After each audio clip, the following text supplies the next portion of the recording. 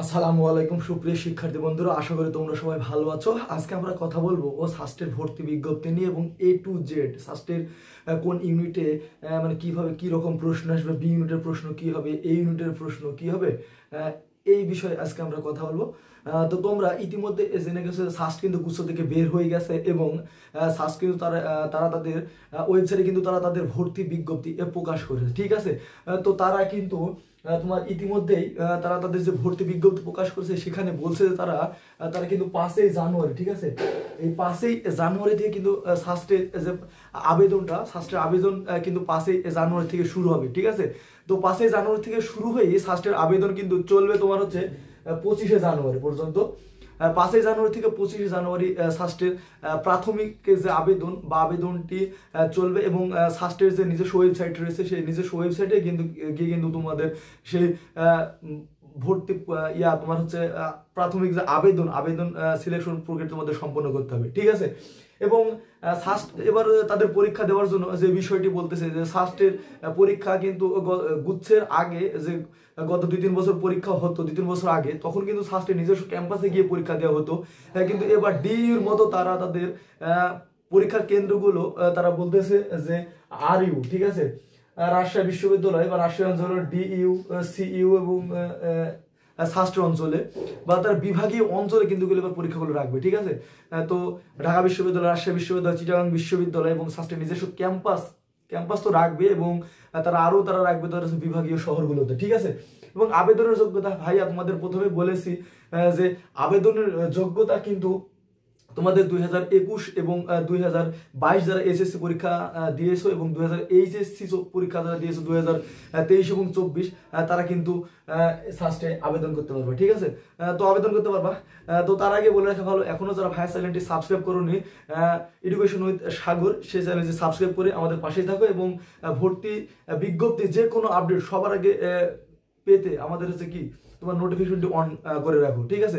এরপর আমরা দেখি যে সাস্টে কিন্তু মোট ইউনিট থাকবে তোমার হচ্ছে 2টা, এ ইউনিট এবং বি ইউনিট। গত 2-3 বছর বা গত বছর বা তার আগের বছর, গত বছর তো তোমার জিএসটিতে ছিল, তার আগে যে পরীক্ষাগুলো হতো সেখানে কিন্তু বি ইউনিটটা ছিল মূলত সায়েন্সের জন্য, কিন্তু এবার তারা তাদের ভর্তি বিজ্ঞপ্তিতে চেঞ্জ করেছে। এ ইউনিটটা তারা রাখছে সায়েন্সের জন্য এবং বি ইউনিট কিন্তু তারা রাখছে সব গ্রুপের জন্য।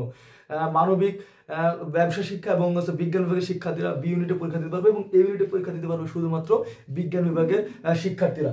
এরপর আমরা যদি দেখি তো জিপি এর যে কন্ডিশনটা তারা দিয়েছে, তো এ ইউনিট যেহেতু সব বিভাগের ছেলেমেলে পরীক্ষা দিতে পারবে, এ ইউনিটের কন্ডিশনটা রয়েছে এসএসসি এবং এইচএসসি জিপিএ দুইটা মিলে তোমার যদি হচ্ছে তোমার হচ্ছে 7 থাকে, হ্যাঁ, দুইটা মিলে তোমার যদি 7 থাকে তাহলে তুমি এই ইউনিটে পরীক্ষা দিতে পারবা। এই ইউনিট যেহেতু বিজ্ঞান বিভাগের শিক্ষার্থীর জন্য তোমার সর্বনিম্ন 3.5 করে তোমার কিন্তু 7 থাকা লাগবে। এবং বি ইউনিট যেটা রয়েছে, বি ইউনিটে কিন্তু সব বিভাগের শিক্ষার্থীরা তোমার পরীক্ষা দিতে পারবে।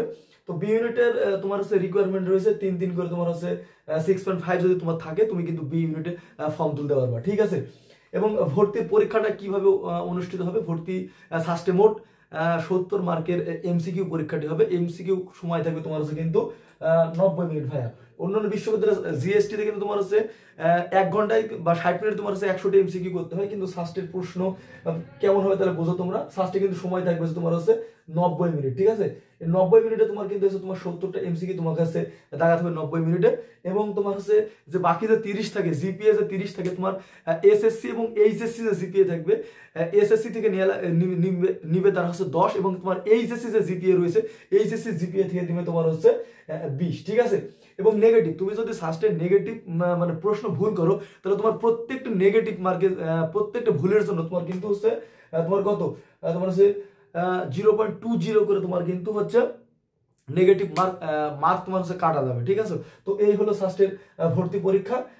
এবং তোমাদের আরেকটু যদি বলে রাখি যে এবার মান বন্টনটা কেমন হবে সাস্টের এই ইউনিটে যত বিজ্ঞান বিভাগের শিক্ষার্থীরা পরীক্ষা দেবে, এই ইউনিটে কিন্তু সাস্টে কিন্তু প্রত্যেকটা ইউনিটে, হ্যাঁ, এ এবং বি ইউনিটে কিন্তু ইংরেজি থেকে প্রশ্ন থাকে।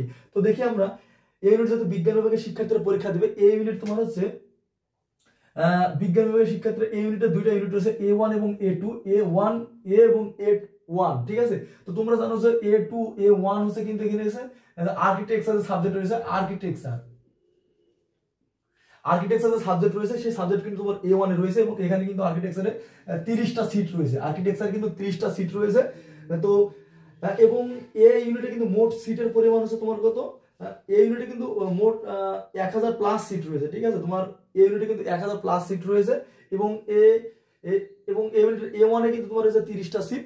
এবং তোমাদের বলে রাখা হলো A1 এ যারা ফর্ম তুলবে A2 থেকে A তে যারা ফর্ম তুলবে A1 এ পরীক্ষা দিতে পারবে না এবং A1 এ পরীক্ষা দিলে কিন্তু A2 তে A তে পরীক্ষা দিতে পারবে না।